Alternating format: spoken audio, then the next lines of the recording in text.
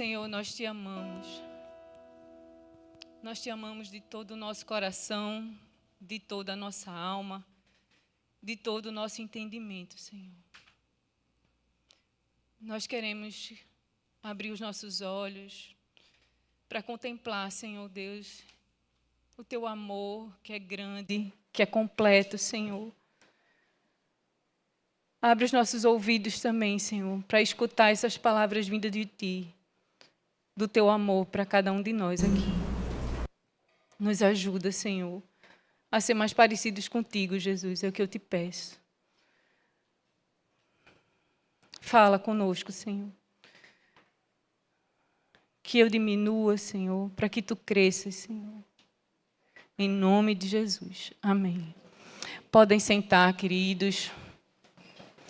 Boa tarde.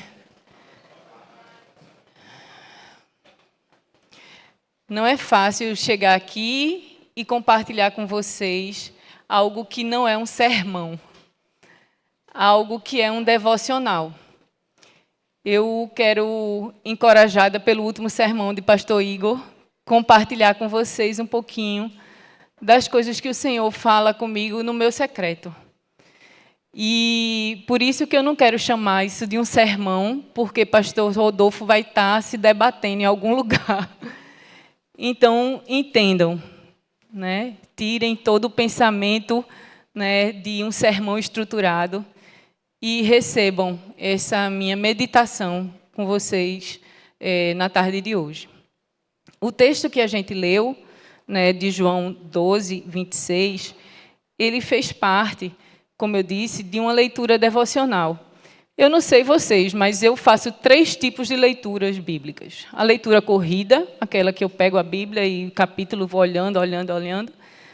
A leitura de estudo bíblico, onde você vai ali aprofundando o significado das palavras, o contexto. E aquela leitura devocional, que é, para mim, mais fácil quando é só um versículo. Porque aquele versículo eu fico ruminando o dia todinho, às vezes uma semana, 2, e esse versículo foi assim. Mas, antes da gente falar sobre o versículo propriamente dito, eu queria explicar o contexto desse versículo. Se você estiver com a sua Bíblia aberta no capítulo 12 de João, você vai ver que esse versículo está inserido num capítulo que é logo depois, né, de Jesus ter ressuscitado Lázaro.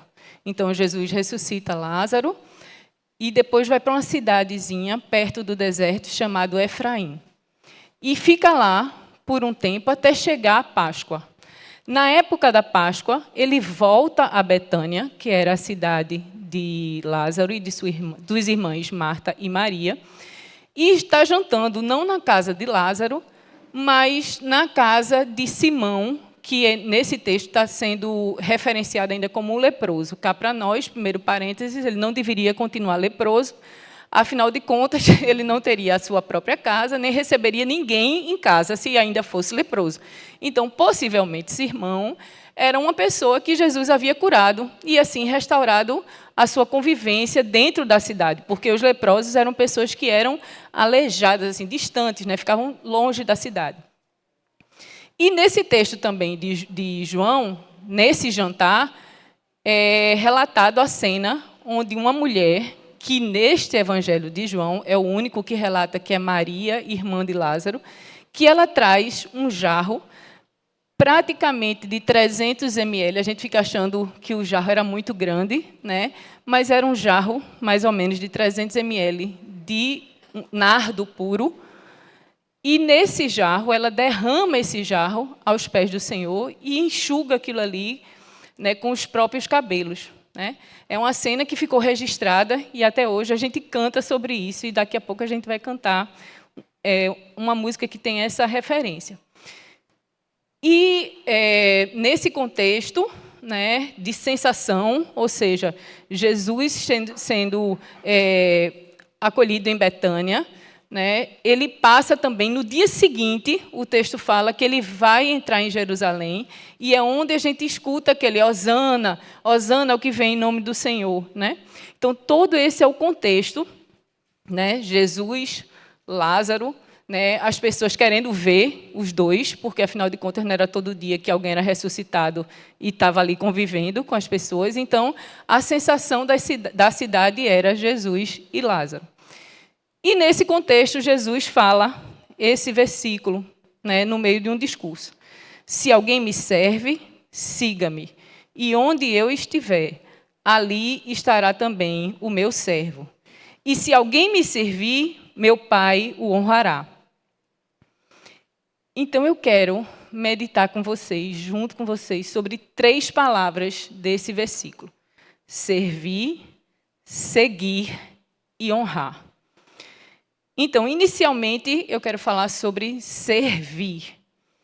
Servir é trabalhar em função de alguém. É prestar ajuda ou serviço. Estar a serviço de alguém como servo, como criado ou como escravo. Mas quando eu penso em serviço, eu me lembro logo, não sei se porque eu estou influenciada pelo mentoreio, mas de uma liderança servidora de Jesus. Jesus lavando os pés dos discípulos e querendo, com aquele ato, mostrar que quem era a pessoa de maior destaque deveria servir. E ele fala, né, ele mesmo fala, né, nesse episódio do lava-pés, ele diz assim: mas não sereis vós assim.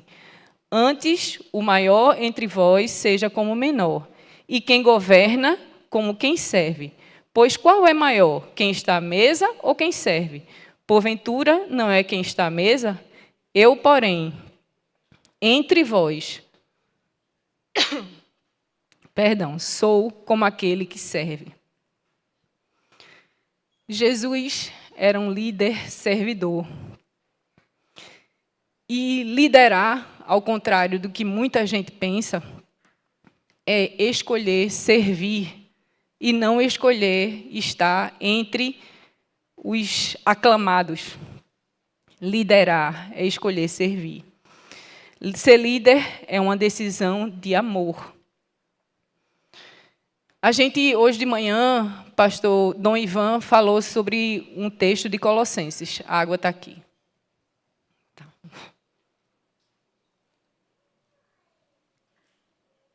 E eu queria destacar um versículo que ele citou pela manhã, de Colossenses 3, 23, que diz assim: e tudo quanto fizerdes, fazei-o de todo o coração, como ao Senhor, e não aos homens.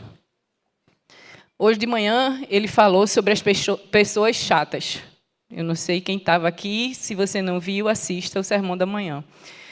Mas eu queria trazer uma outra reflexão dentro desse texto e também falando sobre liderança. Será que tudo o que eu faço como ao Senhor? Será que eu trato de forma igual quem eu decido servir? Será que eu trato de forma igual o bispo e o zelador? Será que eu sirvo de forma igual ao bispo e ao zelador? Quando ele me pede para... vou precisar desligar a luz aqui da igreja. Você pode sair? É a mesma forma de servir que você atende do que fosse um chamado do bispo. Seria mais fácil que a gente olhasse para o outro e visse a face do Senhor para a gente levar esse versículo mais a sério, né? Mas eu acho que nós todos somos cópias de Jesus e a gente deveria ver as pessoas dessa forma. Então, quando eu estou fazendo algo, eu de fato estou fazendo como se para o Senhor? Será que mudaria alguma coisa na minha atitude e na minha boa vontade se eu fosse fazer algo para alguém que eu considero mais importante ou menos importante? Será que a minha atitude mudaria? Então, essa é uma reflexão que eu queria deixar sobre servir. A segunda palavra que eu queria refletir é sobre seguir. E aí, graças a Deus, eu espero... eu espero que nessa plateia não tenha nenhum professor de grego. porque eu vou querer dar uma de erudita e dizer que seguir é uma palavra grega, né, o escrito original, que se pronuncia akoloti. É pura vozes da minha cabeça, não sei se o termo correto é esse, mas eu li dessa forma. Por favor, os seminaristas, dêem um desconto. E uma coisa que é interessante nesse termo é que ela diz respeito não só a seguir, mas você está em uma posição anterior, ou seja, alguém que você segue está à frente de você. E, nesse contexto, ele tem a definição de seguir é caminhar junto de alguém. É caminhar junto de alguém que precede você. É juntar-se a ele como seu assistente, acompanhar, é juntar-se a alguém como um discípulo e é tornar-se um discípulo. Então, esse seguir tem este contexto. Mas esse contexto, que essa palavra grega está inserida, ela se repete mais de 80 vezes no Novo Testamento. E é o mesmo significado de Mateus 4:20, por exemplo, quando diz: então deixaram imediatamente as redes e o seguiram, quando Jesus convoca, né, os pescadores. Ou em Marcos 2:14, no chamado de Mateus, quando ele diz assim: quando ia passando, viu Levi, filho de Alfeu, sentado na coletoria, e lhe disse: segue-me. Foi esse mesmo convite, é esse mesmo intuito, essa mesma conotação. E aí eu fiquei pensando que, como a gente segue muita gente, né? A gente está aqui num culto de predominância jovem e a gente segue muita gente nas redes sociais, né? A gente é influenciado por muita gente. E aí, nesse seguir, quando aquela pessoa faz algo que não nos agrada, o que é que a gente faz? Deixa de seguir. Cancela. Né? Não é assim as atitudes da gente? A gente deixa de seguir, clica apenas deixar de seguir. Ou então bloqueia a pessoa, cancela aquilo ali. Né? De influenciador do que eu vou comer, a viagem e teologia, a gente segue pessoas. Né? Mas é interessante que, eu conversando com meu pai agora na hora do almoço, ele fez assim, sobre o sermão, ele fez, é engraçado que se a gente fosse inverter, né, a gente sabe que as pessoas também podem nos cancelar enquanto seguidores. Né? Eu posso ser bloqueada também. Né? Mas, graças a Deus, que o Senhor não nos bloqueia, nem não nos cancela. Porque se toda vez que a gente fizesse alguma coisa que desagradasse a Ele, chegasse lá e cancelasse, eu acho que ia diminuir muito os seguidores, né, de Jesus. E aí eu fico pensando que, muitas vezes, a gente não entende que esse seguir, esse convite de Jesus é para algo muito mais profundo do que essa superficialidade de simplesmente seguir para distante, né, de influenciar ou de admirar. O convite de Jesus é de um relacionamento, convite para um relacionamento. E eu queria compartilhar com vocês algo sobre esse meu relacionamento com o Senhor enquanto servir, enquanto discípulo. Então, se você esteve no último congresso de oração, você muda de posição para não escutar da mesma forma, mas eu vou compartilhar com você algo que eu falei nesse congresso sobre minha relação com o Senhor como discípulo. Em janeiro, eu fui submetida a uma cirurgia que agravou. E eu precisei usar drenos. Eu não sei quantos de vocês já usaram, já viram alguém usando dreno. É um negócio super desconfortável, para dizer a verdade. E eu usei esses drenos por uns 15 dias. Graças a Deus, eu tirei os drenos, mas eu fiquei com os buraquinhos do dreno sem fechar. E eu os apelidei de minhas perebinhas. Porque as minhas perebinhas não fechavam. Eu fiz fisioterapia, usei pomadas, fazia tudo e nada. E cada vez que eu me mexia, né? O movimento do tórax, para me levantar, para me sentar, magoava e doía de novo e não deixava cicatrizar. Um belo dia, depois de muito esforço, essas perebinhas formaram uma discreta casquinha. Mas era um negócio assim, bem suave. E eu fiquei muito animada com as casquinhas das minhas perebas. Porque finalmente ia passar. Finalmente ia passar. E aí eu fui para uma revisão com o cirurgião e fui toda animada, contando para ele que tinha formado a casquinha. Mas antes de eu dizer, olha, formaram casquinhas, ele viu, pegou uma pinça e removeu as duas. Eu olhei, eu disse, foi não. Não foi não. Eu não acreditei. De início, eu não acreditei. Depois de 2 segundos, veio a raiva, de uma forma que eu não lembro o que aconteceu na consulta mais. Eu só estava com aquela raiva na minha cabeça, por que ele tinha feito isso. Voltei para casa e comecei a discutir com o Senhor. Eu não sei se vocês fazem isso, mas eu faço. E eu discuti, e, com o perdão da palavra, como diz Dom Ximenes, vomitei muita coisa. E fiquei com tanta raiva que eu disse assim, como é que o senhor não viu, não? O senhor não viu o que ele fez, não? Nem deu tempo de eu mostrar, ele arrancou. O senhor está vendo, não, que vai começar tudo de novo? Que vai doer tudo de novo? Que está sangrando tudo de novo? O senhor não tem misericórdia, não? O senhor não percebeu, não, o que foi feito? E eu estava nesse, vomitando raiva, ódio, por conta das minhas crequinhas. Aí, depois que eu parei, que eu me acalmei, porque eu também sou dessas, vomito e daqui a pouco eu respiro. Aí eu percebi o Senhor falando assim para mim. Doeu em mim também. Porque eu dizia para o Senhor, doeu na minha carne. O Senhor não viu, não, que ele puxou e está doendo na minha carne? E ele fez assim para mim. Na minha também. Aí aquilo ali me parou, me constrangeu. E eu comecei a entender que o Senhor estava querendo ensinar algo para mim naquela situação.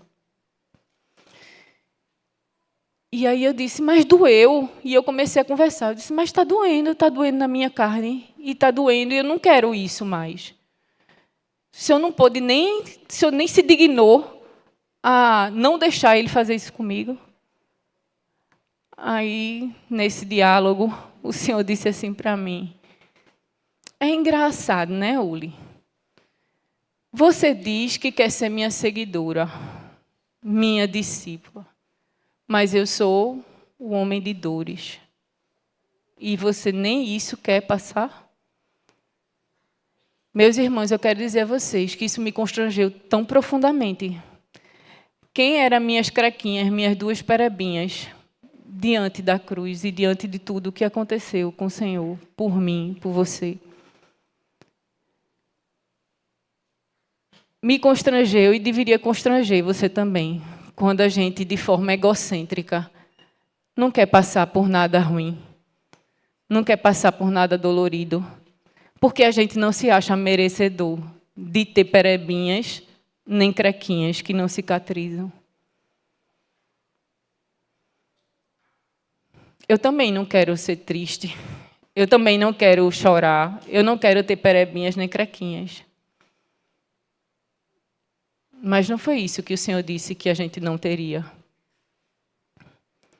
O que Ele disse que a gente não teria era solidão, porque Ele estaria com a gente em todos os dias da nossa vida.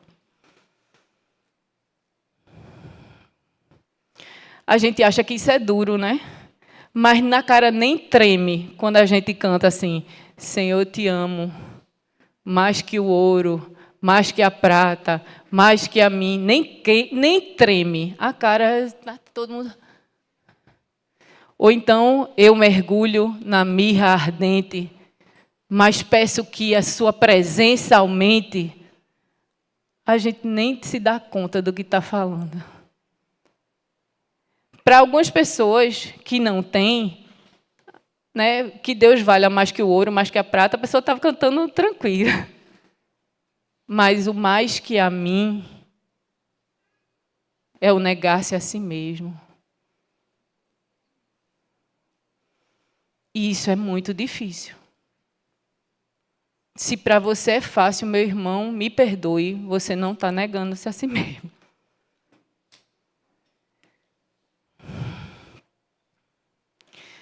Vamos pensar no que sai da nossa boca quando a gente canta. Eu sei que é difícil e, às vezes, muitas vezes a gente, de fato, não consegue amar o Senhor mais que o ouro, mais que a prata, mais que a mim. Mas, pelo menos, a gente vai dizer, Senhor, eu tento te amar mais que a mim. Me ajuda, me ensina a te amar mais que a mim. A terceira e última palavra que eu queria refletir com vocês é honrar. Honrar é dar crédito ou merecimento, é respeitar, é valorizar. E aí eu fiz uma pergunta para mim, né? Como é que eu percebo que eu honro uma pessoa? Quando eu escuto essa pessoa com atenção, quando eu sou gentil, quando eu respeito a individualidade dela, quando eu me faço presente, quando é necessário, obviamente. Quando eu evito falar mal, fofocar, difamar. E agora eu queria que você fizesse um exercício. Eu queria que você fechasse os olhos. Esquece um pouquinho quem está do seu lado. E fecha os olhos e tenta lembrar de um momento, de uma situação em que você se sentiu honrado, onde você se sentiu valorizado. E eu vou dar 10 segundos para você se lembrar desse momento e tentar resgatar o sentimento que você teve naquele momento.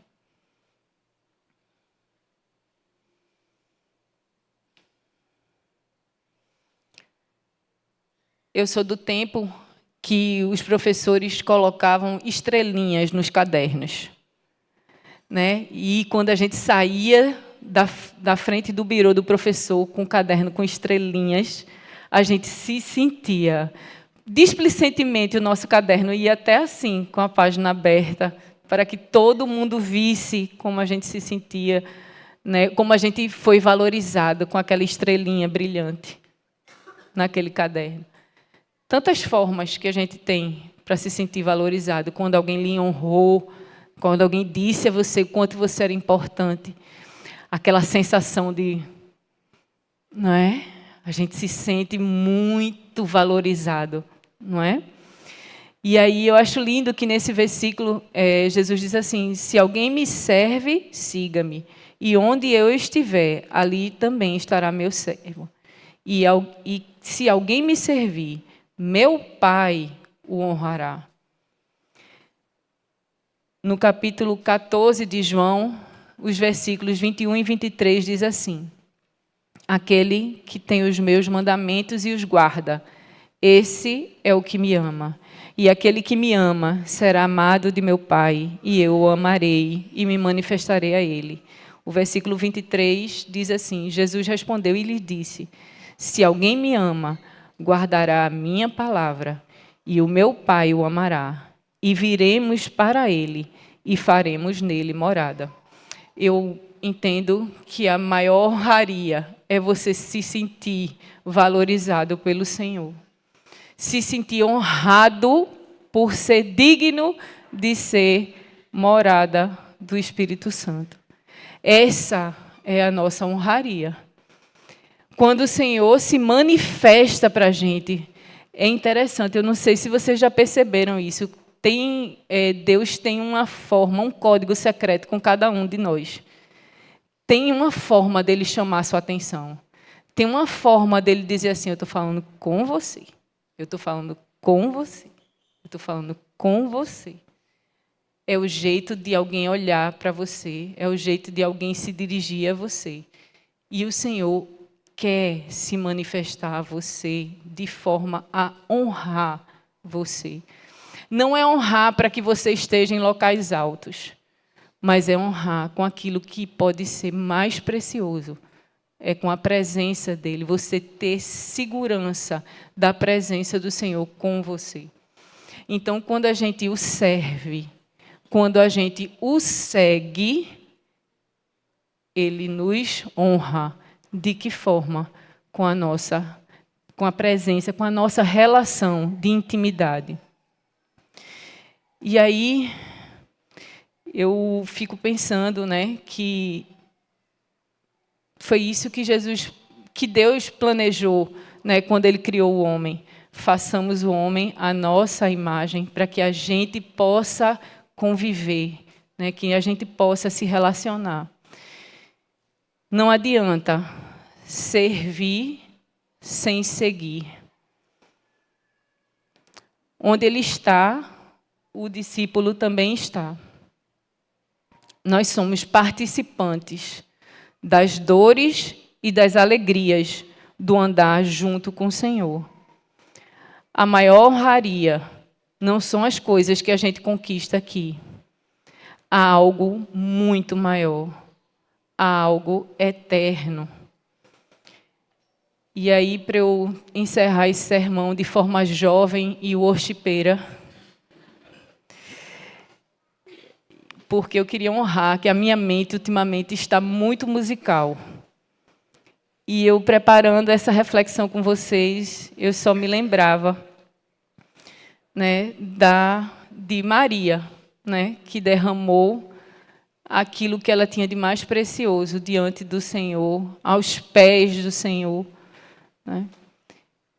Ela derramou algo que era valioso, tão valioso, e as pessoas não entendiam por quê que ela derramou aquela essência, né, aos pés do Senhor. Mas ela sabia que ela tinha encontrado algo muito mais precioso, muito mais importante do que toda a riqueza que aquele vaso poderia conter. E aí, eu sei que existe uma música sobre isso. E eu sei que muitas vezes, como eu disse, a gente não ama ou não canta prestando atenção àquilo que a gente está pronunciando.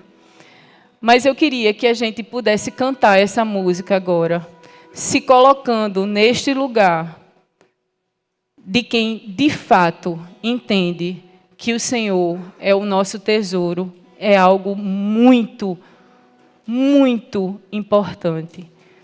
Mais importante do que você, mais importante do que suas perebinhas, mais importante, muito, muito mais importante.